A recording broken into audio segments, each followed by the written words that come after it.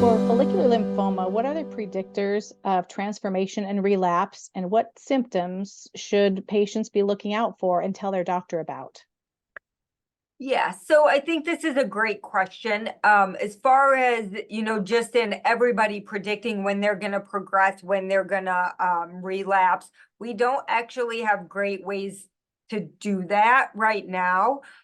One of the things that has been shown to potentially predict things is for patients who do receive treatment, if they have, an early relapse, that suggests that their disease is going to behave more aggressively. As far as looking for relapse, things that people want to look for, not all patients will have symptoms, but certainly if patients feel any lumps or bumps, if they start, I like to tell my patients,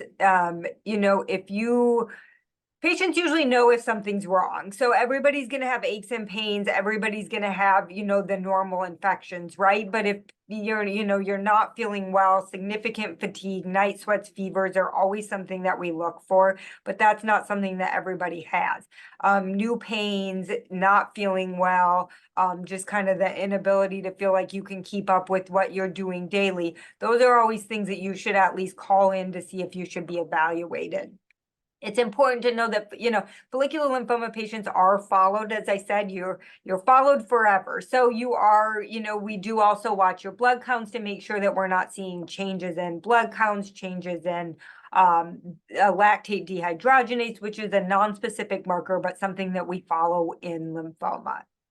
Okay, thank you. And one follow-up to that question also. So are there follicular lymphoma specialists if a patient is maybe in an area that doesn't have a large academic center or a large cancer institution?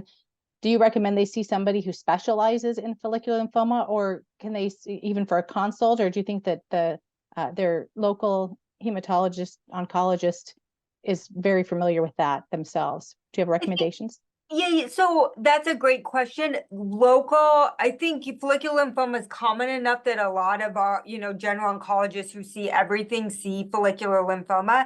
I think it doesn't, it never hurts, of course, to ask about clinical trials. So if that's something that might be available, there's like that might be, if it's available, it might be worth going to a specialist for. If there's concerns, I think it's always a good idea to get a second opinion, to make sure that a patient is comfortable. I think if a patient seems to have a more aggressive behaving follicular, or if they've had a lot of different treatments, that's also, if you're seeing a general oncologist, a time that it's good to see if there are clinical trials or if a specialist has anything new or different.